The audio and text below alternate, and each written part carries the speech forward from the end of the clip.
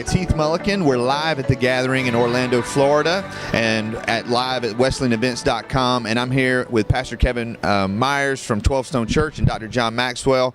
You guys are doing a seminar this morning called We Lead Together, about how leaders sharpen one another. Kevin, let me ask you this. How has that played out in your relationship with Dr. Maxwell over the years? Well, John offered to mentor me when 12 Stone was breaking through the 1,000 barrier.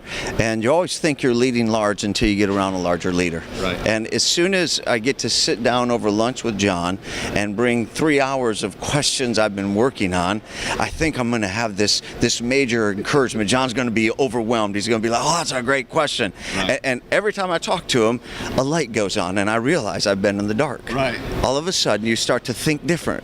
You start to think larger. You realize I was never in the room. I didn't even understand the question.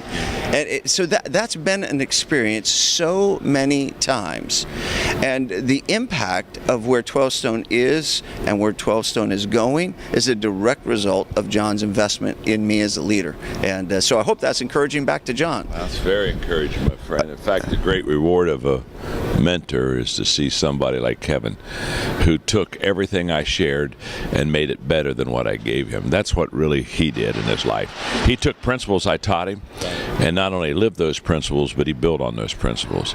And now he's passing them on to others. And so last night we had dinner with about half a dozen pastors that he's mentoring and loving and helping. And Margaret, I talked about later, I said, I felt like a grandparent. I just looked around and said, I got grandchildren around here because of Kevin and what he's doing and that going right through him. It's beautiful. Yeah. So that leads to my next question. 12 Stone Church, this past Sunday, you launched 5 campuses at once. We did. And to do that, you had to raise up not just leaders, literally a generation of leaders. What did that process look like, and what does the ongoing process look like? Well, we love to take a snapshot picture and assume that everything happened in that snapshot. Well, this is years of ministry, so we'll be clear about that. And the heroes are the lay people. Yeah. You raise up lay people. We're not just talking staff here. The heroes are the lay people that we call pioneers who have been developing in ministry and taking the principles that we're talking about right here in leadership, and they've been rising up as leaders. They committed to walk away from established campuses, go into rental space, and commit themselves to be in tear down, set up, and invite their friends. That's where ministry happens. So yes, beyond that, we got to find campus pastors, we got to find facilities, we got a whole leadership team to build underneath it, but it takes a lot of people to pull that off. And that's something that you couldn't do back in the day. Back in John's day, that wasn't even an option. There weren't video venues. If there were, John would have been the king because he was already doing video before anybody else thought it would work. But the culture wasn't ready for it. Right. So in a very real sense, there's the forerunner leadership. He was already doing that stuff. As soon as the screen opens up and allows us to be in more than one place, wow, what God can do. So You know, Kevin equips and empowers. He and his staff really train their people well. He has a church full of thousands of trained laymen. So these lay people are the heroes, but they were trained, they were equipped by him, but then he empowered them. And that's nothing more than an attitude. He has a huge desire for everyone else to do ministry and get credit. And he just opens it up, and they feel that attitude. And what that does is that really enables them.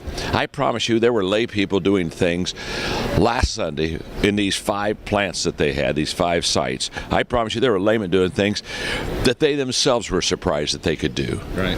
They are doing better than they thought they could ever do because they were equipped, trained, but they were empowered and believed in. And the result is, 5,000 people in one Sunday. That's probably bigger than any other holiness church in America. And then people look at it, as Kevin said, as they say, "My, wasn't that amazing? It happened in one Sunday." Well, no, it's happened for years.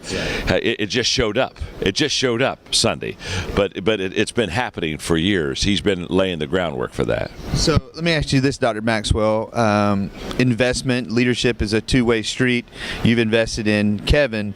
How are leaders like Kevin helping you keep your saw sharp and keep your leadership skills at the best they can be? The return I have had from Kevin is 100 to 1 to what I've ever given him, and that's an absolute fact.